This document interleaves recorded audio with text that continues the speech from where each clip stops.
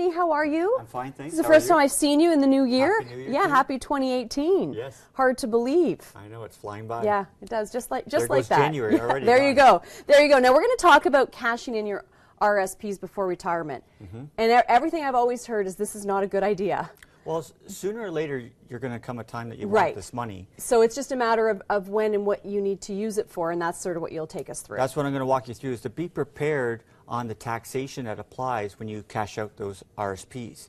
And there's two levels of taxation that you have to go through, and it's the second tax that catches people off guard. Right. So I've created a little example here to walk you through the process of withdrawing your RSPs. And it doesn't matter whether you're 25 or 65, the same process applies. So can I just ask you though, like if you could give advice to people, would it be to keep your money in your RSPs right through till you retire, or are there times where it would be important to take it out if you needed that extra There are help? times where you can access it where if you're having a debt situation or some sort of money problem and it's causing you a lot of emotional stress, then I think it justifies itself to cash that out. If you're in a lower income, you know, if you're self-employed and you have a fluctuating income, sometimes there's years where it's really tough.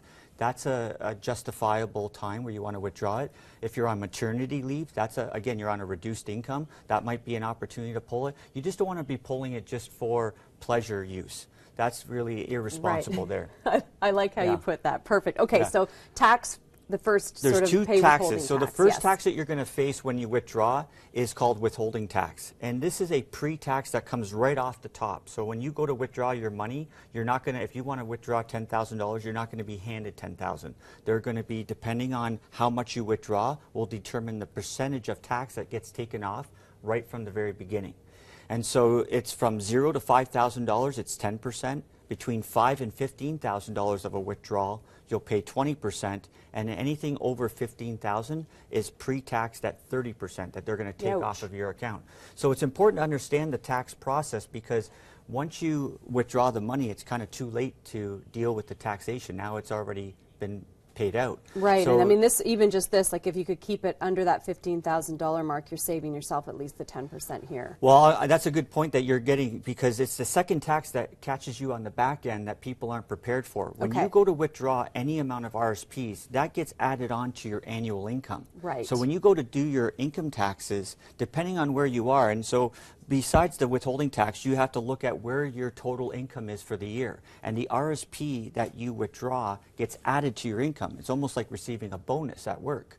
And that bonus hasn't been taxed fully. If they've taken the withholding tax off, that maybe, I have an example here with this gentleman here, James.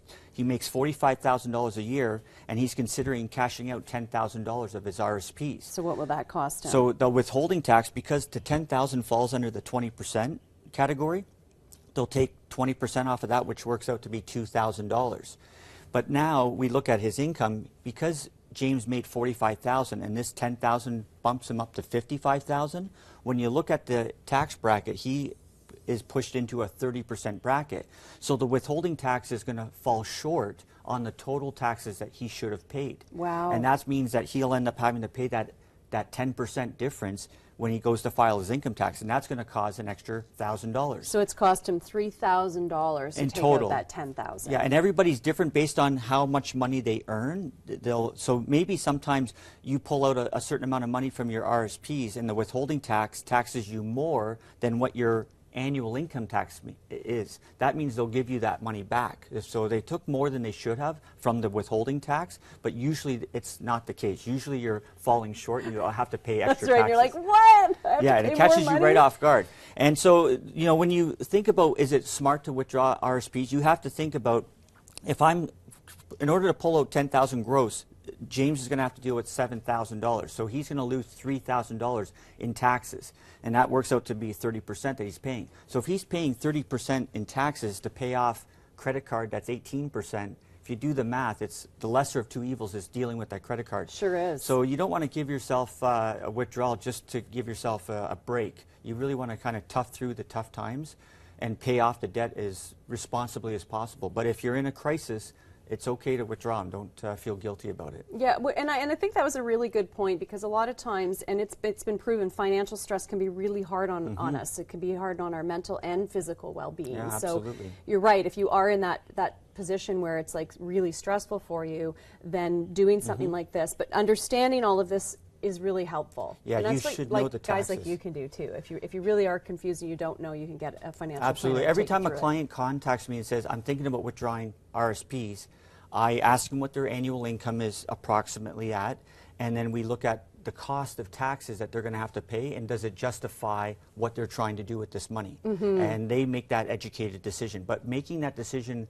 without knowing your tax burden is irresponsible. That's when it's going to catch you off guard, and you'll regret it later. Yeah, well, especially if it costs you more than you thought, and maybe you could have done something a little bit different, which you can help people work through too. Exactly. Which is really important. Yeah. Awesome. Thank you. Good one. Good one to start off the year, because a lot of people are like, I spent too much, I'm thinking right? credit card balances are probably at a high coming off of Christmas and New Year's. Absolutely. Yeah. Anthony, always great having you on.